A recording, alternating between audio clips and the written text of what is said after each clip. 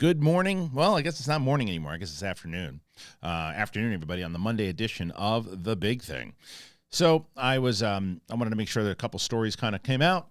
I got another little short. I've been doing a lot of shorts on the channel lately and kicking up the short game on the Instagram and TikTok and all that stuff. So I wanted to put one up there this morning, but I wanted to get the big thing out today because there's a lot of great news that hit. A few of the topics that we'll cover today, obviously, the Golden Globes, they had their nominations, some surprising and I think well-deserved nominations came inside. And is that an indication of what we could see at the Oscars? Sometimes it usually is. So we'll see. James Gunn had a lot to do with this weekend, man, and there was some talk on whether or not what we're going to do here as far as Superman, and he said Superman is a high priority. We'll talk about that for sure. We knew that Henry Cavill at least, how does he fit into the plans? I don't know. We'll have to speculate, if you will. There's also, speaking of Henry Cavill, he made his appearance in Black Adam. The Rock had some ups and downs with Black Adam, had to defend himself. Did it make a profit? Did it not make a profit?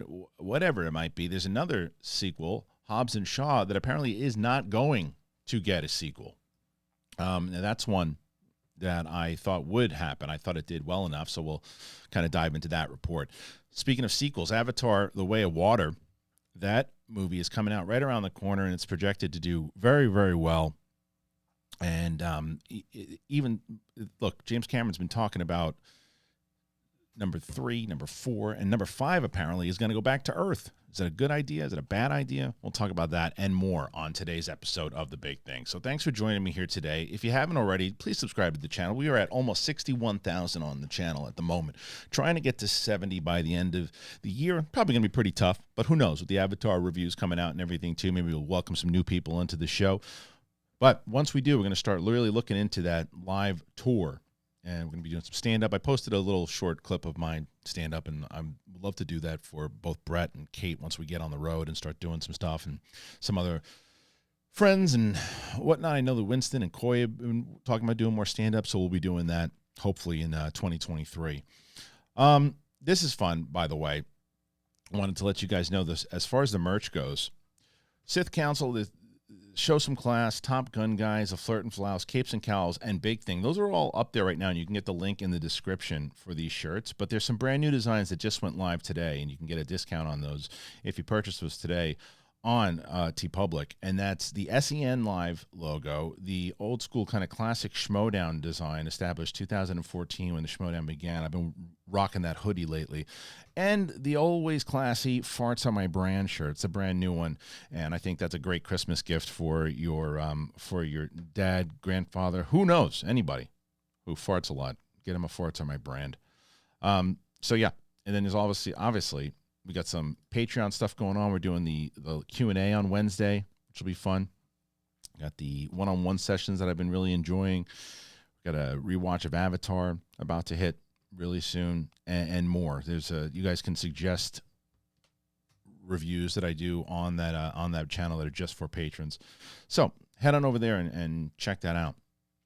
And last but not least is the podcast, Apple Podcasts, Spotify, anywhere podcasts are found. Head on over there. And if you haven't been listening to the shows on audio, it's a fun listen. And I've even had some people who were listening to the Josh Robert Thompson episode from Friday, and they were like, man, that guy's so good. I legit thought there were some of those guests in studio with you, whether it was Jeff Goldblum or Morgan Freeman himself. So that's a great episode, by the way, if you haven't had a chance to check that out. It's from Friday. So, all right, let's get into it, everybody. It's The Big Thing. I'm ready to go. It's going to be a fun show. We got a lot to talk about. Let's get into it. Do it.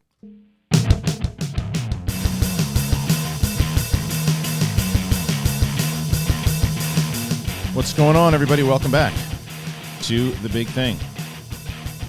It's Monday, December 12th. Wow. This year just flew by, man. Flew by. We are approaching 2023 rapidly. In 2023, I've been talking about it. One of our patrons this morning, Darian, nice kid from New York. He's been a long-time viewer, but I just got to know him a lot this year. And we were talking about the current releases going to be coming out in 2023. I was also talking about that with Ben Rayner. Another shout-out to Patreon on the show. And we were just going over the schedule. And I've been talking about on this show for a little bit about how that schedule is just out of control. Out of control. So much stuff happening on 2023, and I can't wait. And by the way, before we get into it today, I also wanted to thank our sponsor here, Carbon Health, for sponsoring the Monday show. Love Carbon Health. If you don't know about Carbon Health, well, you should know about Carbon Health. Carbon Health is great. I just recommended him again to Coy the other day. He couldn't get in to see. He was feeling ill. I was like, dude, you got to go to Carbon Health. He's like, I completely forgot. I got to go to Carbon Health. There are 110 locations nationwide. The 80 locations in California, the Bay Area, Los Angeles, Sacramento, and North San Diego. The primary care in California, but there's urgent care needs at all locations. And they have advanced care for the most urgent care facilities. They have the ability to handle x-rays on locations, so you don't have to get them somewhere else to get a review and an x-ray. Tests, they do that. They do it all there. It's, again, 125 locations nationwide. What's so great about them is they believe that great health care should always be convenient and accessible no matter who you are or where you are right now. So check out some more information. We love working with Carbon Health. We've been working with them for a little bit. Go to carbonhealth.com and check them out, and the link is in the description. So thank you to Carbon Health. Okay, so yeah, man, this week there's been a lot. It's been a lot going on in general in the news and leading up to it. A lot of times, sometimes I pre-tape on like Friday for the Monday show. And I was going to do a show last night, but I was exhausted from the weekend. It was a long weekend, but it was, I sat down. I'm like, no, I'll just get to I'll find us any news. And then obviously the Golden Globe nominations dropped, and we'll talk about that in just a second. But I finished Severance. Now, if you guys are brand new to the show and you don't know my journey through this show, let me tell you. So Severance, I was told by many people how great this show was. From Roxy Stryer, Mark Ellis, and the list goes on and on about how great Severance was with Adam Scott. And I was like, okay, I'll check it out. So I tried to watch it with my wife a while back, and she bailed on it pretty quick. So I was like, all right, that doesn't really mean anything. She bails on everything. I mean, she bailed literally in the first like 15 minutes not even, maybe 10 minutes of the show with him walking down a hallway, and she's like, I'm out. So I was like, all right, I'll try it because, like I said, there's a lot of shows that I like that she does not like. So then Roxy kept telling me about it, or even before she was telling me about it, I started watching it again, and I said, okay, there's just a lot of walking. I think I'm done. And then I started watching it, and then I'm 15 minutes in, and I tweeted out as much. I don't know. I don't think this show's for me. I'm not liking what I'm seeing here, and everybody from PLD to all you guys out there, stick with it. It gets better. Stick with it. You'll love it by the time it's over. And I said, do these people know me? And the answer is yes, you do, because I loved it. It was great. It was a great, great show. Really good. Now, Adam Scott's great in the show. He's the one that you really follow a lot as the character of Mark and trying to watch his adventure. But it's Britt Lower, who I knew nothing about, who plays Helly. She's spectacular. There's a lot of spectacular acting. There's Zach Cherry, who plays Dylan. John Turturro, who plays Irving. There's so many. Michael Chernis, who I knew from Orange is the New Black. He plays Rickon. Christopher Walken, obviously. Patricia Arquette. So many people. When did Gwendolyn Christie? Said Gwendolyn Christie's in this? What the hell is she in it? 10. I'm confused. Tell me who Gwendolyn Christie played. What the hell did Gwendolyn Christie play? I'm confused. Anyway, you guys will tell me who she played, and I'll be like, whoa. Anyway, it was a great show.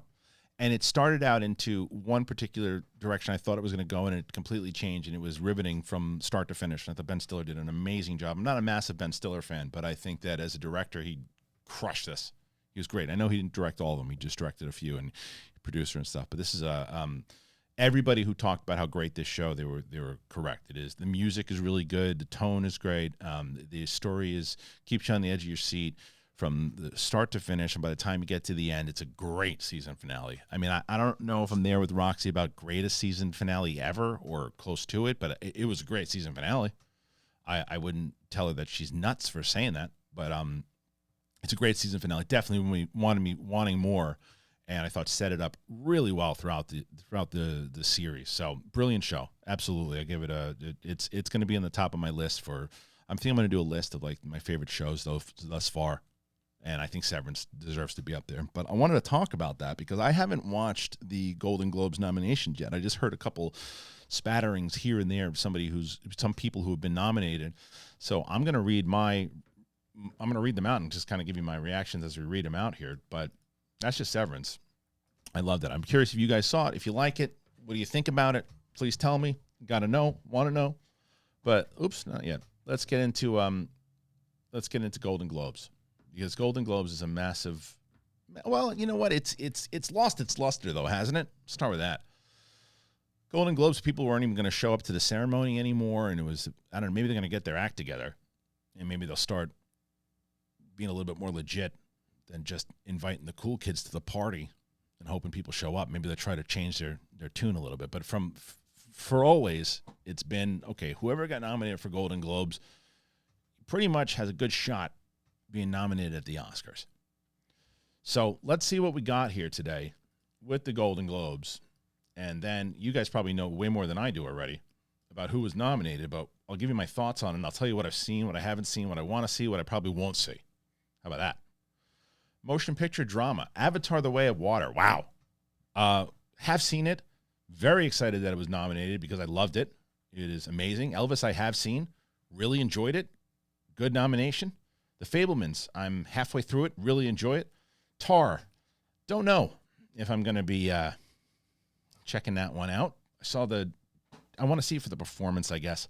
I hear good things. And then Top Gun Maverick. Wow. I can't imagine that all of these, I mean, that's also just drama, motion picture drama. So how many of those are going to get nominated for Best Picture for Oscar? I don't know. Motion picture, musical, or comedy, Babylon. I still haven't seen that one. The Banshees of Inisherin is the one everyone's talking about. I got to see that one. I have to see that one. Everything Everywhere All at Once is a great movie. So that'll probably win musical or comedy. Glass Onion, I have also seen. Knives Out Mystery was really good. And then Triangle of Sadness, I don't know. Director, motion picture, James Cameron, Avatar: The Way of Water. I'll tell you, directing-wise, for being able to put on this type of show, he should be nominated for what is accomplished in this film. I'll tell you that. Daniel Kwan and Daniel Shinert, Everything Everywhere All at Once. Could also see them winning and would have no issue with that whatsoever. Baz Luhrmann for Elvis. Really enjoyed that one. I don't know if it's better than the other two choices, but good. I think well-deserved for the nod. Martin McDonagh, The Banshees of Inisherin, I still haven't seen it. So Steven Spielberg, The Fabelmans, that's pretty much a given as well, too, that he would be nominated. Screenplay motion picture, Todd Field for Tar. Okay, maybe I should see this movie, huh? Tony Kushner and Spielberg, The Fabelmans, Daniel Kwan, Daniel Shinert, Everything Everywhere All at Once, Martin McDonagh, The Banshees of Inisherin, and Sarah Polley, Woman Talking. I have not seen that one as well. Actor in a motion picture drama, Austin Butler, Elvis. That was one that I said definitely going to be getting nods all over the place once award seasons, and there it is. Brendan Fraser seems to be the front runner and everything in The Whale. That one I got to see soon. Hugh Jackman, The Son. I don't know what that is. Do you guys know what that is? Bill Nye, for Living, and Jeremy Pope, The Inspection. Those ones I don't know, but maybe what I like to do is I like to see as the nominations come out which ones I should dive into so I can be part of the conversation, and if I think that if it's well determined as well too. Actress, in my opinion, actress in a motion picture drama, Cate Blanchett, as I heard, for Tar. Olivia Colman, Empire of Light. I feel like if Olivia Colman is nominated, even if she walks out of her house and someone films her going to the grocery store, she'll get nominated for an award because she's that good. Viola Davis, The Woman King, is another performance I've been hearing about. I just got that Blu-ray sent to me. I really need to watch that. I'm so bummed I missed that screening. Ana de Armas, Blonde. That's interesting because I hear that she does a good performance, but it's just so distracting because she goes in and out of the accent. I don't know. Michelle Williams, The Fabelmans. What I've seen so far, Michelle Williams in The Fabelmans is pretty damn good. But as lead actress, I think she would get supporting. Cate Blanchett, I would assume, is going to win that, even though I haven't seen the movie. Actor in a motion picture, musical, or comedy. Diego Calva, Babylon. Haven't seen that one. Daniel Craig, Glass Onion, Lives at Mystery. He was great. Adam Driver for White Noise. Colin Farrell, The Banshees of Inisherin. Always happy when Colin Farrell gets a nomination. He's one of my favorites. And Ray Fiennes, The Menu. That's another one. How'd you guys see The Menu? Any good? I want to see that one. See that. Actress in a motion picture, musical, or comedy. Margot Robbie, Babylon. Anna Taylor-Joy, The Menu. Emma Thompson, Good Luck to You, Legrand. Leslie Manville, Mrs. Harris Goes to Paris, and Michelle Yeoh, Everything Everywhere All at Once. I think you could pretty much give that one to her. That's a lock, I would guess. Actor in a supporting role in any motion picture. Is that a new category? Brendan Gleeson, The Banshees of Inisherin. Ke Huy Quan, Everything Everywhere All at Once. He might win. Barry Keoghan. I always mess up his name. You guys will tell me. And I know you've told me a million times. The Banshees of Inisherin, Brad Pitt, Babylon, and Eddie Redmayne, The Good Nurse. Actress in a supporting role in any motion picture. Angela Bassett, Black Panther, Wakanda Forever. Okay. I wish I would have taken the name down when I saw the movie. I said you could see Angela Bassett start getting some buzz for Best Supporting Actress for that movie. And some guy wrote, Best Supporting Actress? Get out of here. Never happened in a Marvel movie. Are you kidding me? And I was like, I'm telling you, man, she's that good. It's never going to happen. Now, granted, it's the Golden Globes, but it means that the performance is being talked about. So I'm so happy to see that. She deserved it. She was fantastic in that film. Kerry Condon, The Banshees of Inisherin. I guess I have to see. That's got to be my next one. Jamie Lee Curtis, Everything Everywhere All at Once. She was great. Dolly DeLeon, Triangle of Sadness. Carey Mulligan, and She Said. I haven't seen that one either. Motion picture, non-English language. I think Triple R is going to wind up winning, right? Even though everybody's talking about that one. All Quiet on the Western Front, I've heard get some buzz. Argentina, 1985. Close, and Decision to Leave. Original score. Alexandra Desplat, who's always in the conversation for Del Toro's Pinocchio. Hildur Guðnadóttir for Women Talking. Justin Hurwitz for Babylon. John Williams, The Fabelmans. He might win because it's how many more is he going to be doing?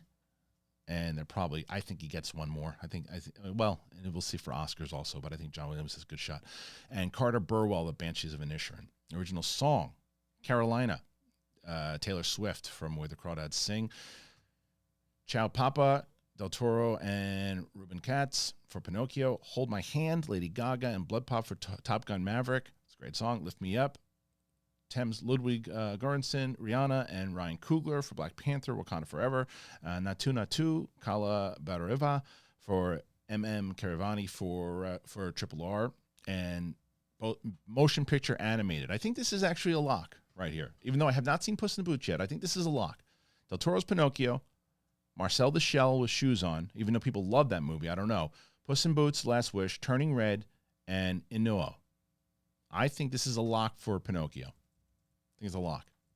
Television series drama. It's so funny when it comes to these TV shows. Like I was always more locked in to TV movies when the nominations came out, whatever it was. Like, okay, who's the performers I've seen. Now I find myself getting as excited for TV.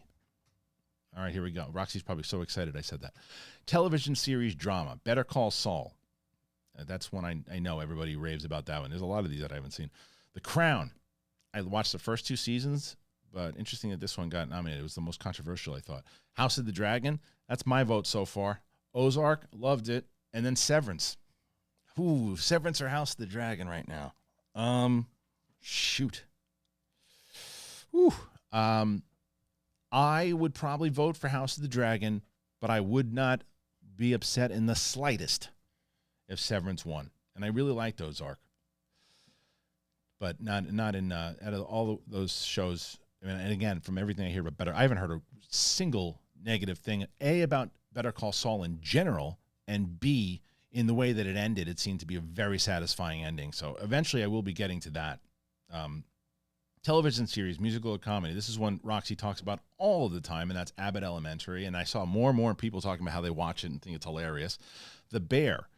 That was one I was going to start last night, and I did a poll. I said, "What should I start now that I finished Severance?" And everybody voted for The Bear, but of course, I turned on Tulsa King, and I love it. So I'm going to probably finish the episodes of Tulsa King and then get into The Bear. Hacks, tried Hacks, couldn't get into it. Only Murders into the Building, same thing. And Wednesday, I want to check out, but that's a great list thus far. Television series or motion picture made for television: Blackbird, Monster, the Jeffrey Dahmer story. You would assume that's going to win. Pam and Tommy, The Dropout, and The White Lotus, Sicily. Okay. Performance by an actor in a television series drama. Jeff Bridges, The Old Man. So good. You guys, I don't know if you remember, but I was raving about that. Really bummed so far that The Offer is not getting any love. Really bummed about that. And McCoogie yesterday tweets out oh man, I wish somebody would have told me about The Offer when it came out. I was like, oh, clearly you muted me somehow. And he's like, and he checked. He's like, oh my God, I didn't know how I did that. Probably didn't want to hear Schmodown stuff. I'm not stupid. Kevin Costner, Yellowstone. I heard that's pretty good. Diego Luna, Andor. Heard it. Rumor. Great. It's the first one, and well deserved. So good, and that I'm so glad that there's more people kind of turning around and looking at that type of show. That should say so much to them. I hope it does. I really hope it does. Not only, I mean, they always get really great actors and actresses inside of this with their casting, but just the way that it was approached. Oh, so happy for that nomination. Bob Odenkirk, Better Call Saul. Now, do I think Diego Luna is going to win? No, I don't. I don't know who's going to win that. Like I said, people love Costner. I wonder who Roxy thinks. So curious. Got to talk to her about this on Thursday on the Thursday show. Performance by an actress in a television series drama. Emma Darcy, House of the Dragon. I could vote for Emma Darcy right now. Laura Linney, Ozark. I could vote for Laura Linney right now. Imelda Staunton, The Crown. Hilary Swank, Alaska Daily. I've never seen that. And Zendaya, Euphoria. People love that show. I can't get into it.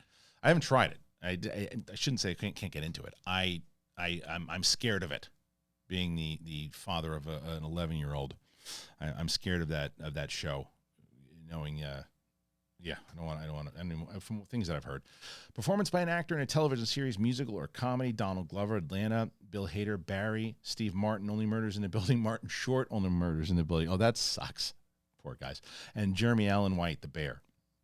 Performances by an actress in a supporting role in a musical comedy or drama television series: Elizabeth Debicki, The Crown; Hannah Indeminder, Hacks; Julia Garner, Ozark; Janelle James, Abbott Elementary; and Cheryl Lee Ralph, Abbott Elementary. It's great. Performance by an actor in a limited series, anthology series, or motion picture made for television: Taron Egerton, Blackbird; Colin Firth, The Staircase; Andrew Garfield, Under the Banner of Heaven. Roxy talks about that all the time. Evan Peters, Monster, The Jeffrey Dahmer Story; and Sebastian Stan, Pam and Tommy.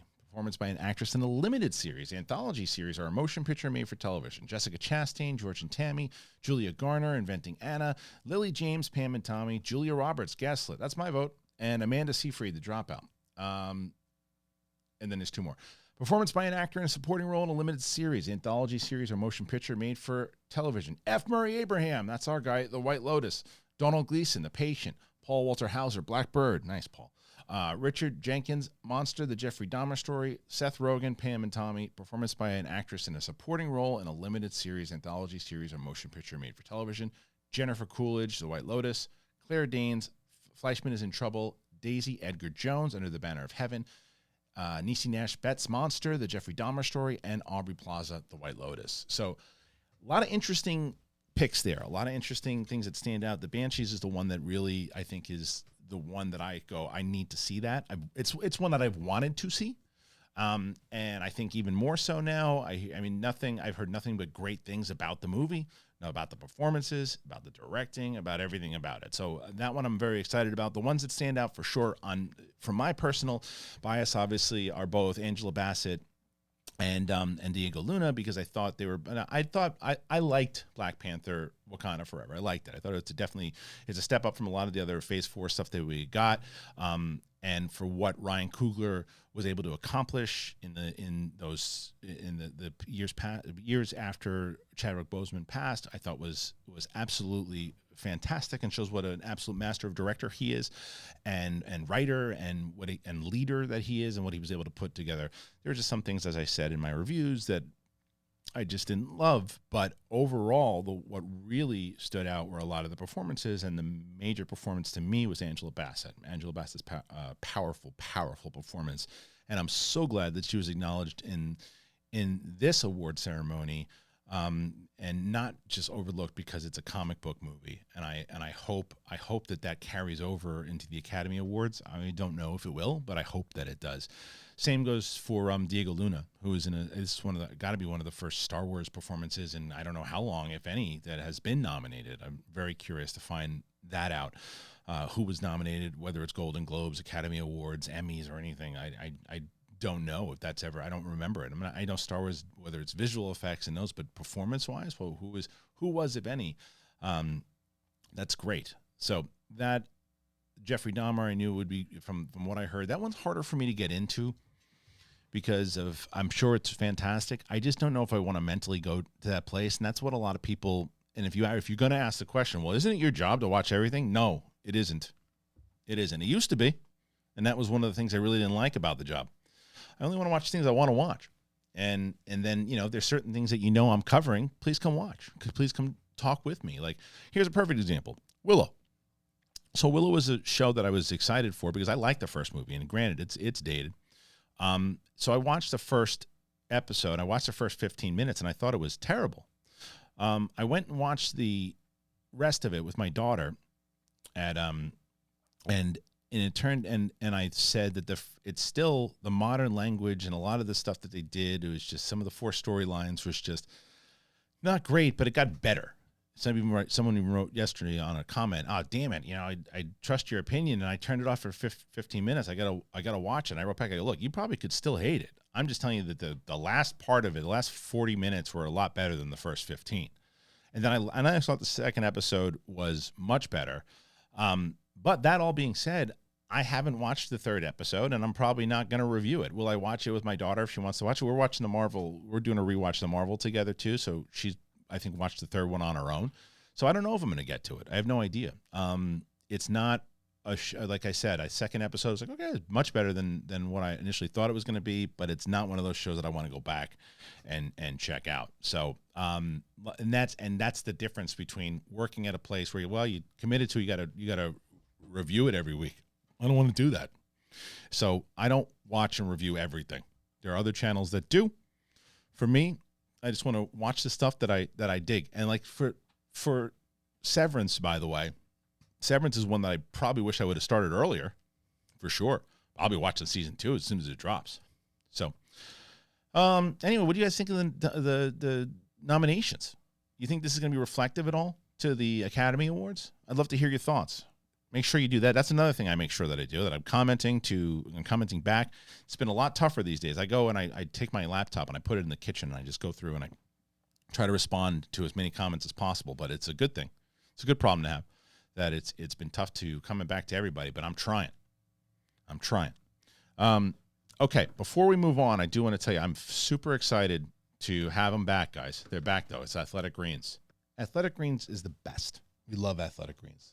We are so excited to have them back as a sponsor of the show. And I've been, even when they weren't around over the last couple of, last month or so, 2 months, it hasn't changed my relationship with them. I've been using them every day.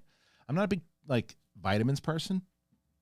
So I started taking Athletic Greens because it kind of just combines it all into one. And because Brett told me how good it was. And I told you that, guys. I told you that months ago. And I've just stuck with it because it just gives me a nice boost of energy. And it's good gut health, more energy, as I said, optimized immune system.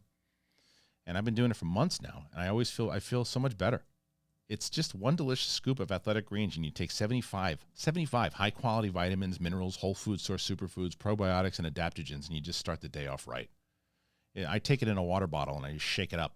They also have you see on the shelf sometimes, they send you something in the kit, too, that you can just take it with you. Shake it up, drink it. It's lifestyle-friendly. It supports better sleep, quality, and recovery. It costs you less than $3 a day. Athletic Greens has over 7,000 5-star reviews. It's recommended by professional athletes. It's recommended by this show. And right now, it's time to reclaim your health and arm your immune system with convenient daily nutrition. Just one scoop. Put it in water every day. That's all you got to do. There's no need for a million different pills and supplements. Just look out for your health, I'm telling you. So this is the easy part. You just go to, they're going to give you a free 1-year supply of immune-supporting vitamin D and 5 free travel packs with your first purchase. But you have to go to athleticgreens.com/bigthing. athleticgreens.com/bigthing. You got to take ownership over your health and pick up the ultimate daily nutritional insurance. So it's Christmas time, right? It's coming up to the holidays and just the holiday season in general. You want to get gifts. Hanukkah's coming up. Kwanzaa's coming up. You want to get some gifts? You support the show and you support yourself. You go get yourself. There's a great Christmas gift. You try it. I have so many people that have been trying Athletic Greens now, so they heard about it from our show. use that link, man. Check it out. And let me know, by the way, when you do, because not only are you supporting yourself, you're supporting this show very much so when you get one of the sponsors. So thank you so much to you, and thank you to Athletic Greens. Let's move on to some other topics, as we saw with that one. Let's get into this one. I got to talk about this Avatar story. We'll get into the Superman one in a second, I promise. But man, Avatar 5. Apparently Avatar 5, if they make it, will be going to Earth. Now, if you would have told, and I think I even said this, why are they planning on Avatar 5? Well, let them do 2 and see if anybody wants to go back. Well, everybody's going to want to go back. I want to go back. That's just a different movie experience. It really is. And to see at first, and again, I hear they're going to Earth. I'm like, I don't know. You want to take them out of Pandora. But then I start thinking about what that world and that 3D and that technology will look like on Earth. So this is an article, again, from Dark Horizons. Avatar: The Way of Water producer John Landau has confirmed that if James Cameron is able to get around to making his proposed 5th and final Avatar film, a bunch of it is not going to happen on Pandora. The first Avatar film included over 4.5 minutes of Earth scenes that were originally supposed to be included in the film's opening sequence. Interesting. Cameron opted to cut them, leaving only brief flashbacks of Jake meeting the 2 RDA agents. Later, the extended collector's edition Blu-ray and DVD restored the brief cut scenes. Even so, Earth has barely been glimpsed in this screen universe. Speaking with IO9 as a recent press day for the film, Landau confirmed the final film will shift action to Earth. I wasn't going to talk about it, but now that I've subsequently heard that Jim has talked about it a little bit, in movie 5, there is a section of the story where we're going to go to Earth, and we get to go to open people's eyes, open Neytiri's eyes to what exists on Earth. Lando says part of the reason is to show Neytiri that, like the Na'vi, not all the people on the planet want to pillage their homeworld. Earth is not just represented by the RTA. Just like you're defined by the choices you make in life, not all humans are bad. Not all Na'vi are good. And that's the case here on Earth. And we want to expose Neytiri to that. I love that. Of course, this requires that the other films perform very well in order to continue. According to Landau, if they have to end the films earlier, then the team have prepared for that. I think right now we want each movie to do exactly what the first movie did. We want audiences to go, wow, where else could they go? They just showed us everything on Pandora. Then you go, holy cow, they're going to the oceans? Wow, the oceans are amazing. Okay, that's over. Now where can we go? Same thing for an emotional story. We end the first movie with Jake and his transformation, but we suffered the loss of Sigourney Weaver's character, Grace, and we've suffered other things. We want people to come out of this movie with an emotional resolution that both calls for a yearning to go back to those characters and to that world. Lando also shot down the report a while back of the leaked titles for the other sequels. The one which accurately indicated Avatar: The Way of Water was the second film's title. Landau says we have decided on titles, but I would not go by those other 3 titles that were out there. You know, if you roll the dice 1 in 6 times, you'll pick the right number. Avatar: The Way of Water opens in cinemas on December 16th. I like the idea that they would be going to Earth, and I like the reasoning behind it, because in the first film, more so than the second, that it was, and I like the first movie, and there are a lot of people that don't, but it's hard for me to argue that the first one isn't overly preachy, right? I can't give a full review yet on the movie. My review will come out tomorrow for Avatar: The Way of Water, but what I will say, this is significantly less preachy, and the humans, like, you get through it, like, no one's good. None of the humans are good at all, minus like Sully and a few of these other, Sigourney Weaver and a few other people. I love this idea. They're going to go back and they're going to see that's just a little section of the people that wanted to do that. And they're the ones probably with the money and everything else that could get off the planet and do this. But to have that happen, but you're looking at in number 5, you still got 3 and 4 to go. But I'm all for it, man. I'm all for 5 avatars, especially after this one. I was curious. I was like, they don't hit the second one. They got to stop talking about Avatar 3, 4, and 5. But I want to see 3, 4, and 5.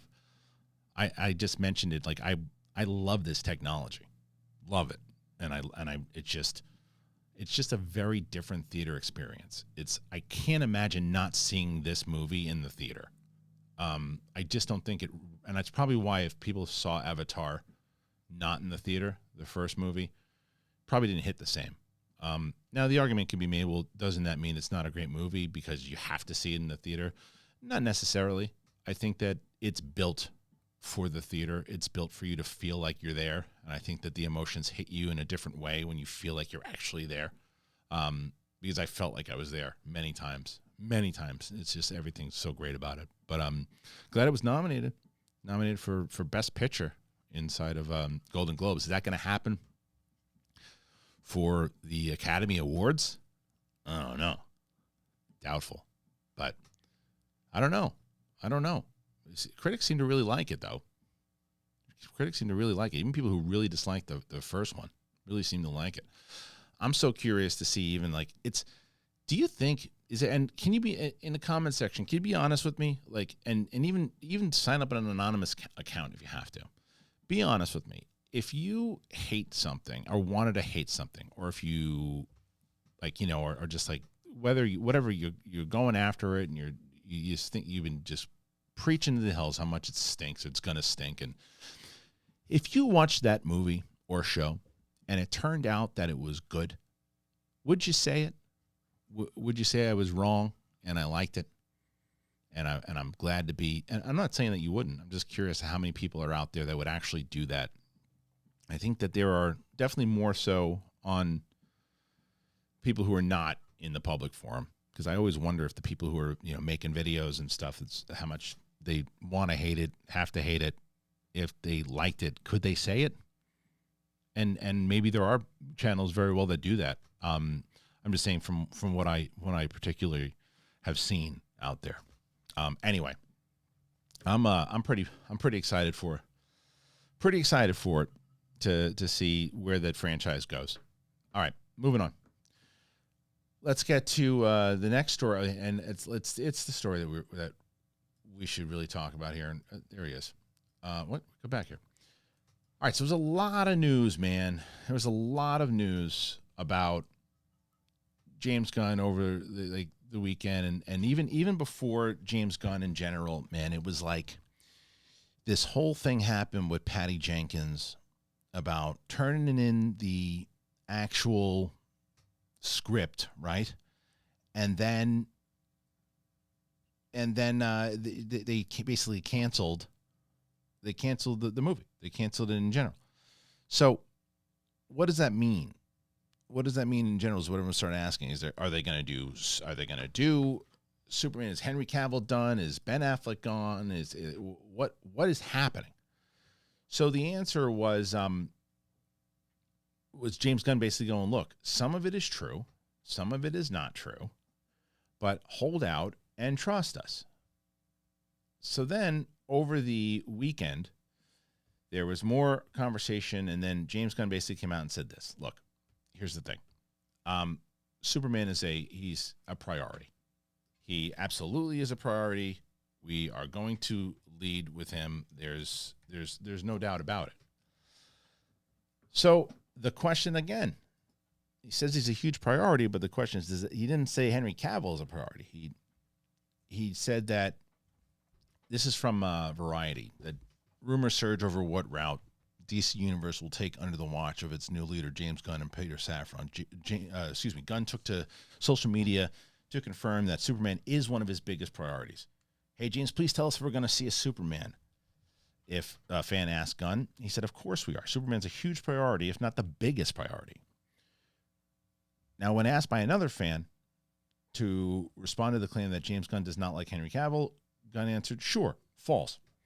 Gunn's response came after a chaotic few days for the DC Universe news broke that Patty Jenkins has walked away from Wonder Woman 3.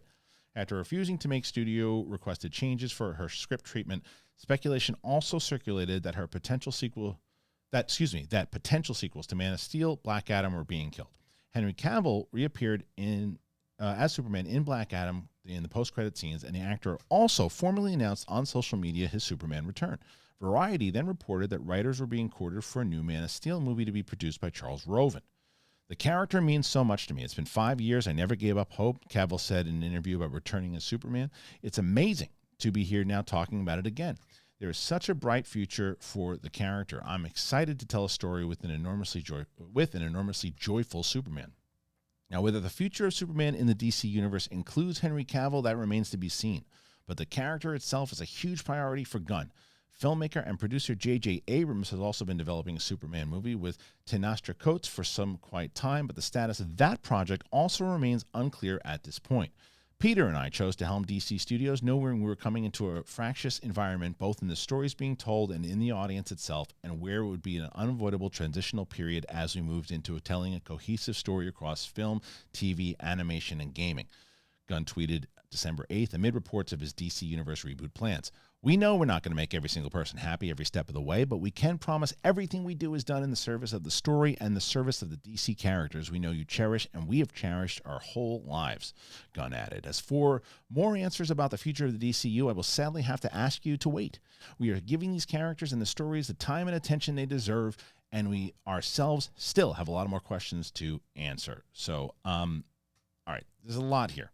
There's a lot. So this is, I mean, there's a lot of stuff that I think a lot of you guys, when having these conversations about all of this, probably have had the same conversations. And this is something that we had talked about. I'm sure all of you have talked about. Part one, separating any actor or anybody from the role itself. Superman needs to be a priority for DC. It was a massive blunder for a very long time where they were putting him on the shelf. The Rock said it himself, and he was right. Superman has been, I think, falsely categorized into, well, he's this Boy Scout character that nobody really wants to see or relate to anymore. It was absolutely incorrect, and I think that if I again really liked Man of Steel, and I thought that going in that direction for the time was the right way to go.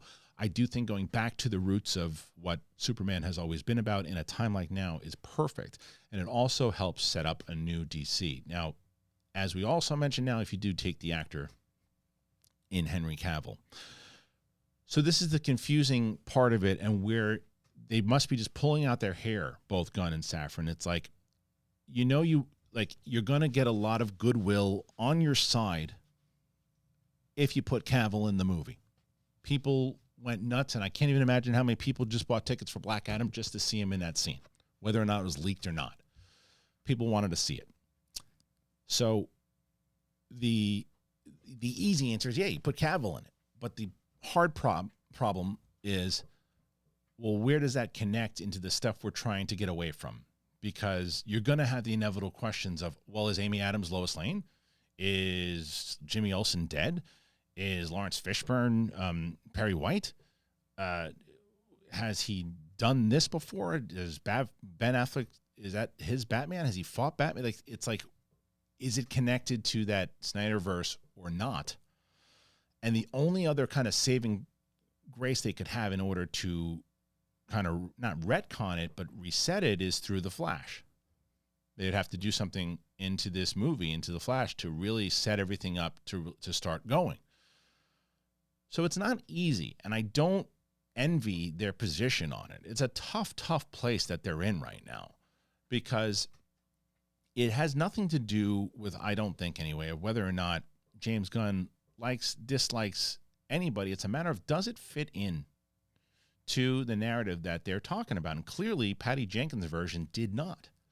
And Patty Jenkins, we'll talk about in a second, also another report as far as the Rogue One Squadron thing that's coming out that was involving her as well. But, and this is something that I brought up to Winston, I think, on Capes and Cowls. And I said, another real possibility is that they offered Patty Jenkins, they said, hey, this particular script isn't working because we have this new idea we want to go. So we'd like you to retool this and do this and this, because this is the direction we want to go. And she was like, no, I don't want to do that. I'm out. And that, from rumors, from this report, it seems like that's what happened. And because the only reason that was even so much more realistic is that's essentially what happened on Thor, Dark World. Now, another report is apparently that's what happened on Rogue Squadron as well with Patty Jenkins. So again, we'll get into that in a moment. But when you stick with the DC universe and leading with Superman, I just think that you lead with one of your big rock stars, and it gives you enough time. I think I still say Cavill. That's my hope is that there, no pun intended, it's Cavill. and that you redesign it and you explain it through Flashpoint or whatever, or you explain it somehow that it's a different Kal-El that comes in that is going to be the particular lead of this one, and whatever happens through the Flash movie, that's the DC that we're going to be following. There's no Ezra Miller, there's no Ben Affleck. I know, there's no Ben Affleck. I think because Momoa wants to play Lobo, I know with Aquaman probably set to the second one, probably set to make so much money, and it probably will. It's going to make a lot of money. Shazam as well. You make it part of the old school. I think that because of what has happened so far with Cavill, I think Cavill is the one fix that you can kind of make him, because you're changing, because the difference is this. You're going to change who he was, as far as he's not going to be in this kind of dark Superman anymore. It's going to be this more Christopher Reeve, old school Superman type of thing, perhaps. So that gives you excuse to make him from a different Earth.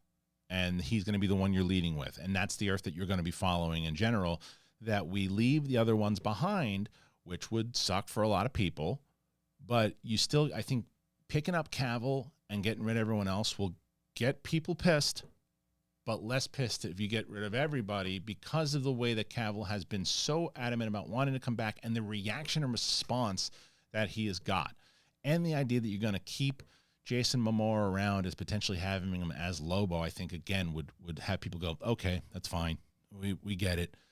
But it ain't easy, man.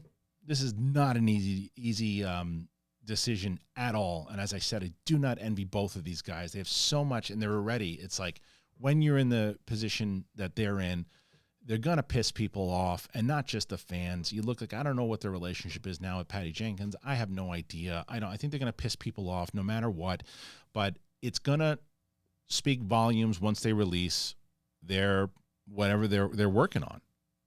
And their slate. That's where it's going to start to play. That's when people are going to go, oh, okay, now I get it. I didn't get it before, but I get it now. And I think that's the main thing. How about you guys? What are you thinking? Do you like what's going on so far? How do you feel? I really like, this is the thing. If you've never commented before on any video that I've ever done, comment on this one and give me your thoughts in general. Do you think that Cavill should come back? Do you think if they're going to let somebody go, let them all go? Do you think that they should bring some of them back? How would you handle it? Because I'm so curious to what people think. Like, if you were in charge, if you were in DC right now and you had to make some decisions, what would your decisions be? Comment. Let me know. I got to know. I really want to know. I'm so serious. And then the other thing that you need to do, if you don't do it, people are going to be upset. You got to shave your balls. Shave your balls. It's time to do it. And we're so excited once again to talk about coming back. Manscaped is back. And I'm excited. Perfect time to come back, right about the holidays. And I'm going to sing you a little song. 'Tis the season for clean ball bags. La, la, la, la, la, la, la. It's our friends over at Manscaped, and they're back. They're helping you clear your driveway for safe travels this holiday season. They got stocking stuffers, white elephants. Manscaped's products are on the top of everyone's wish list. They really are. Grab some crop mops for your pops or the body buffer for the holiday lover. Win this year's white elephant gift and keep all of the dudes in your life from going from eggnog to nice hog this December and save 20% off and free shipping. You got to go to manscaped.com/bigthing. Manscaped is awesome. We've been with them for so long, whether it's the SEN days, and that's when they first came about, and they're back with us again, and I was so excited when I heard they were coming back. Because you want to give a nice gift. This is a gift. And people, especially if people don't know about Manscaped, they probably will right now, but if they don't, oh, what a gift this is. You go, and even if they do, you give a good gift, give the gift of good hygiene, and you get a few laughs. Don't let their chestnuts roast in the wrong boxers. Get them a pair of Manscaped boxers, especially made to keep the area cool and provide holiday comfort all year round. You ever have the people in your family got the really bad nose hair? These nose clippers that they have, the ear, the hair trimmer, the weed whacker nose and hair trimmer, it's awesome. The Shears 2.0 is their full kit for nail care with scissors, clippers, tweezers, and a file for the traveling man. I swear by it. I really love it. Lastly, top off the stocking with the new crown jewel for their family jewels, the Lawnmower 4.0. Used it today. Maybe too much information. The electric razor's advanced skin-safe technology is a life changer and known for reducing nicks and cuts on Santa's sack. Manscaped is here to make holiday shopping a blast by giving products they'll love and make them laugh. Now you save 20% off free shipping. Go to manscaped.com/bigthing. 20% off free shipping. Manscaped.com/bigthing. Manscaped, for a perfect gift. That will be the holidays' biggest hit. So happy to have them back. If you've never tried them, man, you are missing out. I've never, well, that's not true. But I've every single time that I've told someone to get it, I've gotten a thing back and them saying how much they really just swear by it, love it, can't wait to pass on the word in general. So make sure you check them out. Manscaped.com/bigthing. They really are. They what a brilliant company. Brilliant. Okay. Let's go back to some more news as we get past the Superman stuff. There's a lot of stuff here. Well, you know what? Let's get to let's do that Patty Jenkins thing then. Where is it? We'll go to the Patty Jenkins story. Because Patty Jenkins, as we were just talking about with DC, there's a new story from Patty Jenkins in regards to that Rogue Squadron movie that she had. And this comes from Schmodown legend Jeff Snyder on another Schmodown legend, John Roca, on the podcast, The Hot Mic. So this is the article from comicbookmovie.com, but they talk about Jeff and John's show. I told you guys to check that show out. A lot of scoops breaking on that show weekly. Now, following reports that filmmaker Patty Jenkins has clashed with Warner Brothers over her Wonder Woman 3 plans, there's a new report suggesting she might have had the same exact problems with Lucasfilm's Rogue Squadron project. Wonder Woman director Patty Jenkins is a filmmaker who has found herself faced with creative differences on more than one occasion. She walked away from Thor: The Dark World after butting heads with Marvel Studios, and all signs point to Rogue Squadron not becoming a reality at Lucasfilm now either, even after the big pricey announcement video. Recently, we've been hearing that Jenkins clashed with Warner Brothers over her Wonder Woman 3 plans, refusing to change her vision for the threequel after receiving notes from the studio. While we've always assumed the director has had a run of bad luck in Hollywood, a new report suggests she might be the issue with these movies. This comes from scooper Jeff Snyder on John Roca's The Hot Mic, with him explaining, I've heard some things about Patty Jenkins. I've heard she's a nightmare. I'm sorry. I don't want to be the guy who's calling a woman a name. I get it. But listen, I've said that about countless male directors as well. I've heard that everything that she turned in with Wonder Woman 3 was a mess. I heard that Star Wars Rogue Squadron was also a mess. The plan had been for Rogue Squadron to be released at the end of next year, though it fell apart for reasons which still aren't entirely clear to us. With Jenkins supposedly getting defensive when Warner Brothers criticized her Wonder Woman 3 ideas and refused to even talk with James Gunn and Safran, we can see where Snyder is coming from.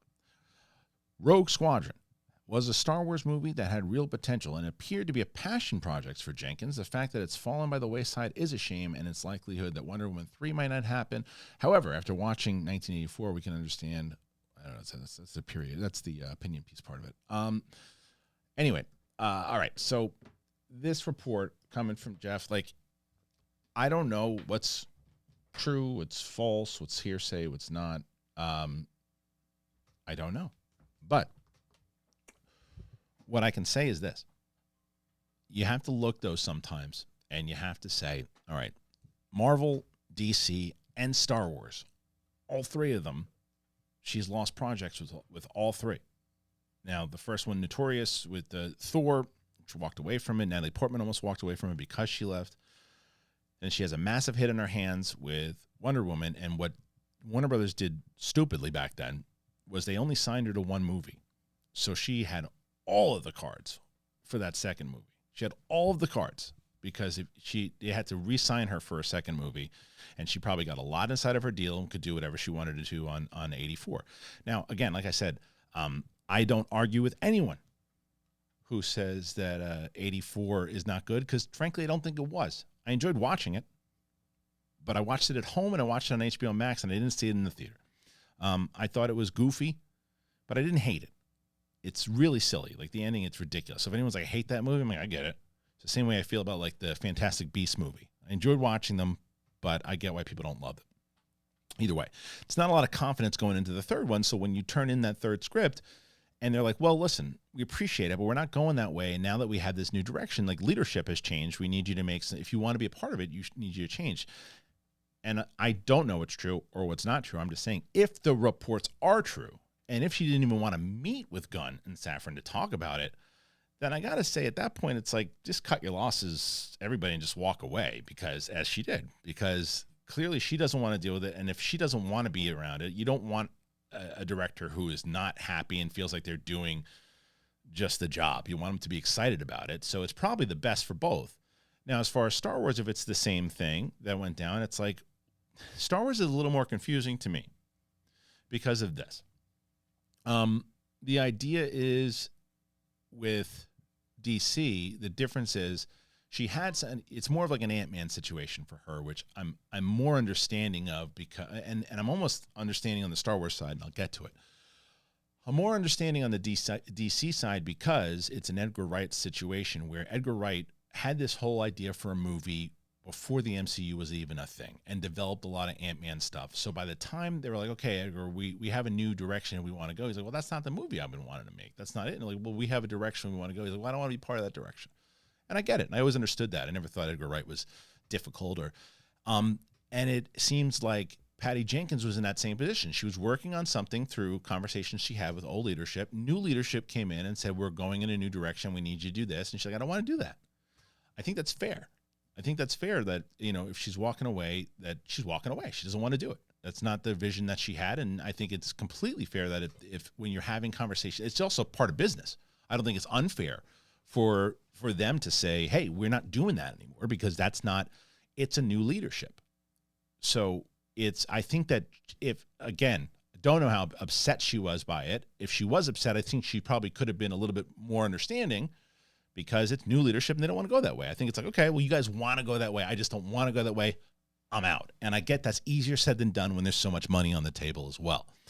However, the Star Wars thing is more confusing, because it does seem to me, even though this report says otherwise, Lucasfilm still seems like the problem to me, because there's no clear-cut vision. There is a vision in DC, obviously, and that's why they had this problem. There is no clear-cut vision with Lucasfilm. It's like, oh, there was a popular director who had the hit movie Wonder Woman. What do you want to do? Oh, your dad was a fighter pilot. You want to do that? Sounds fun. Let's do that. What does it connect into? We don't know. Well, what do you want to do? Well, I want to do this. That sounds cool. And then when that person is like, well, I want to do this. Well, I don't think that it's going to fit into what we're doing. Well, what are you doing? So they don't have a plan at all. So I don't know. And it's hard to say without the context of the full conversations that were had. But I'm not saying that maybe you have to see, like, every single time the three major franchises that it's happened, that it's not unfair to go, well, maybe there's a problem with Patty Jenkins. There very well might be.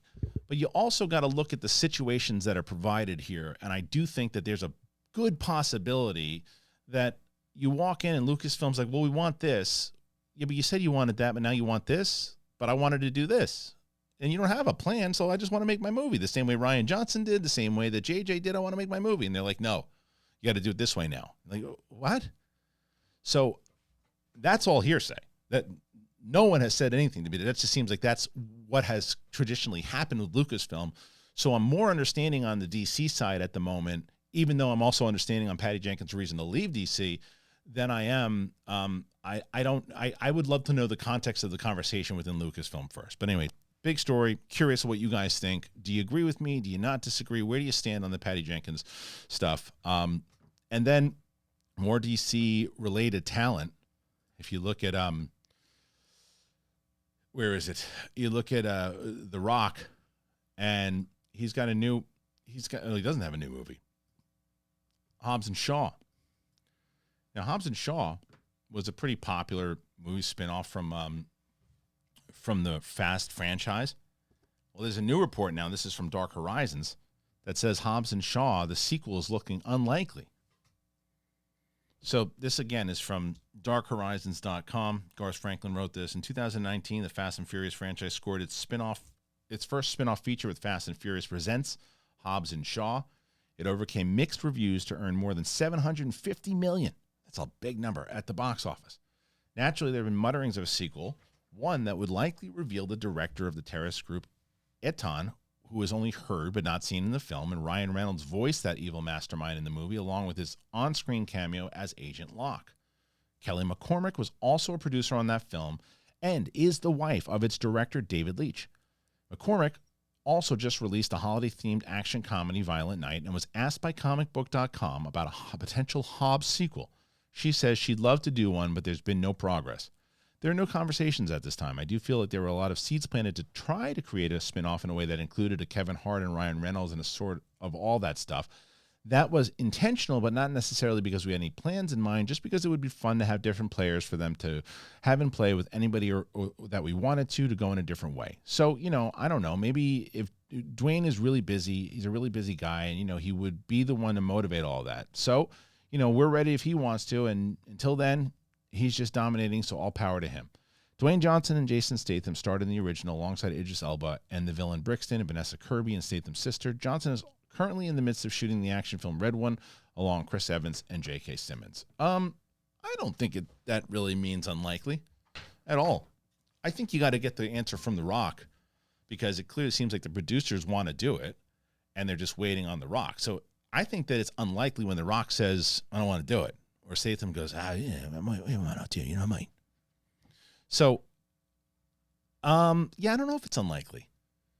And I also think that right now, I think he's probably looking at what's going to happen with Black Adam, where his role, if any, is going to be in the DC universe. So I wouldn't say unlikely. I'd just say on hold right now. Seems like it's on hold. Because if The Rock wakes up tomorrow and goes, hey, I want to do a Hobbs and Shaw movie, I'm going to call Statham, there's probably going to be a Hobbs and Shaw movie to try to make another, $750 million, which is a massive number, especially after maybe they're also taking a look and saying, all right, Fast 10 comes out next year. Let's take a look and see what happens. And then maybe we'll try to capitalize on that if it does another $1 billion. And we'll take it from there. But no, I don't think it's unlikely. I think it's to be determined at the moment. I just don't think it's being talked about right now, because I think the producer's 100% right. I think Rock's got his head in a million different projects right now, making money hand over fist on different things.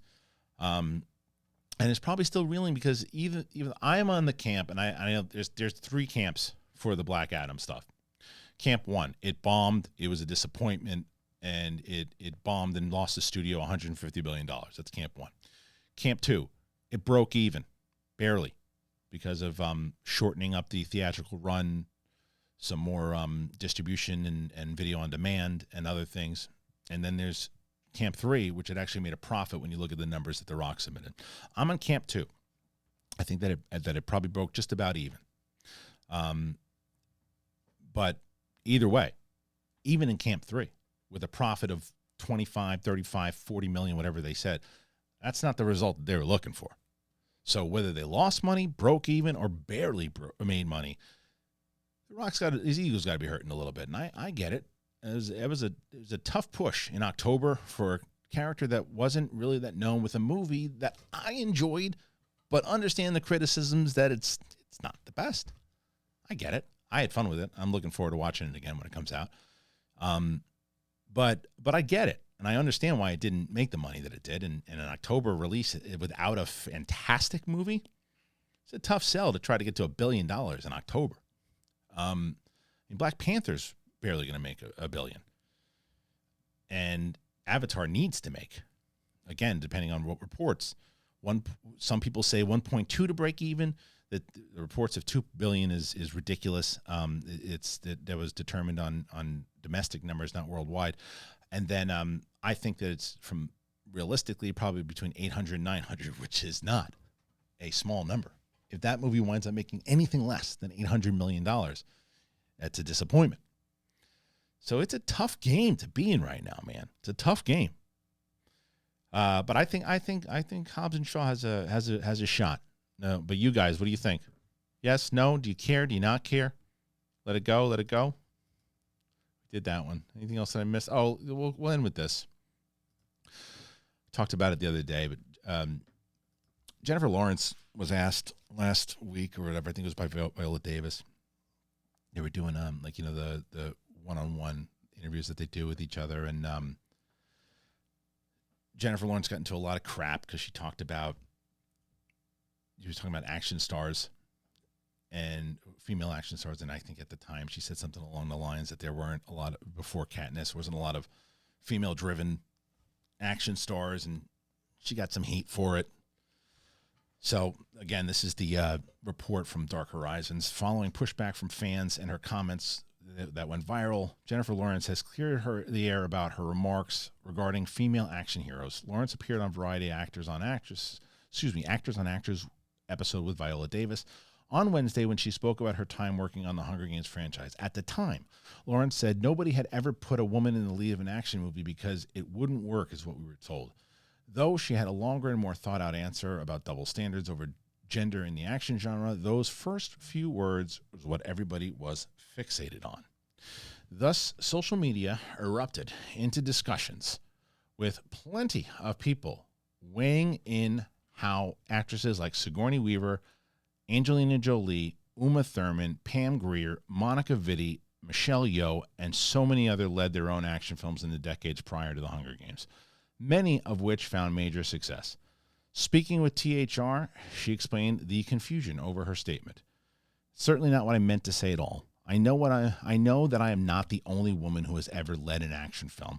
What I meant to emphasize was how good that it feels. And I meant that with Viola, to blow past these old myths that you hear about the chatter that you would hear about, that kind of thing. But it was my blunder, and it came out wrong.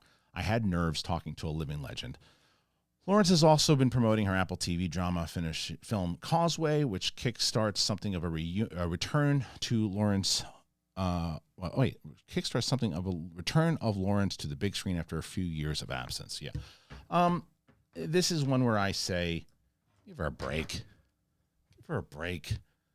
It's like this is the gotcha. This is the gotcha era. Nobody's allowed to mess up. Nobody's allowed to screw up. Gotcha. I got you. You're gonna pay for it.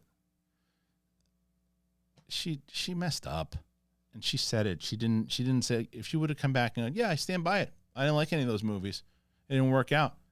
None of those other movies before me, Linda Hamilton and Sigourney Weaver and Charlize Theron and Angelina Jolie, they don't count.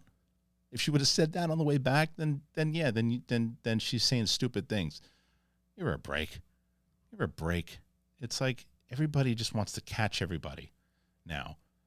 And she goofed. She goofed, and she said as much. And she's been notorious for goofing. And she also, and I believe her when she said because some people go, well, she's famous. She's around these people all the time. Did you see her reaction when she was sitting there and Jack Nicholson came up behind her? She freaked out.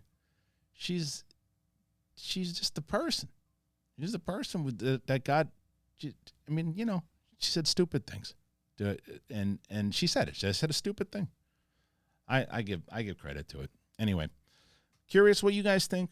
Want to know? Do you think, Joel, she messed up. She got to sit in it now forever, and I'm never going to think of her the same?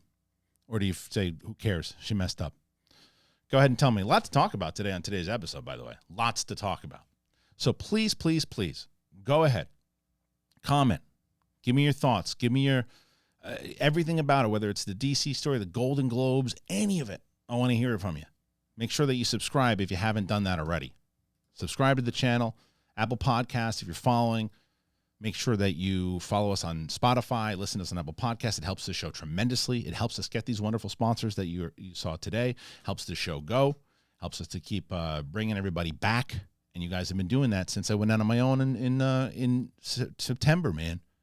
It's because of these things that I ask that you guys have been doing. Whether it's getting a sponsor, whether it is finding something that you like and getting the sponsor, whether it is being part of the podcast, whether it is dropping a comment, having a like, being part of the Patreon, all that stuff contributes, and it is much, much appreciated. Thank you guys so very much. I hope you're having a great day. I hope you'll continue to have a great day. And I'm going to be back tomorrow with my review of Avatar: The Way of Water. Non-spoiler. It'll be up tomorrow morning, so make sure you check that on the channel. That'll probably dominate the majority of the day. And then Wednesday we'll be back with Sith Council at its normal time. Thursday will be the big thing, and then Friday, Capes and Cowls. There'll be other things that pop up. As I mentioned earlier in the top of the show, I'm doing more shorts these days, and I have them. They're in the short tab of this video if you want to check out some of those shorts. I also put them on Instagram, and I put them on TikTok. So thank you guys once again. I appreciate you very, very much. It is the big thing. I'm me. You're you. We'll see you on the flip side. Peace.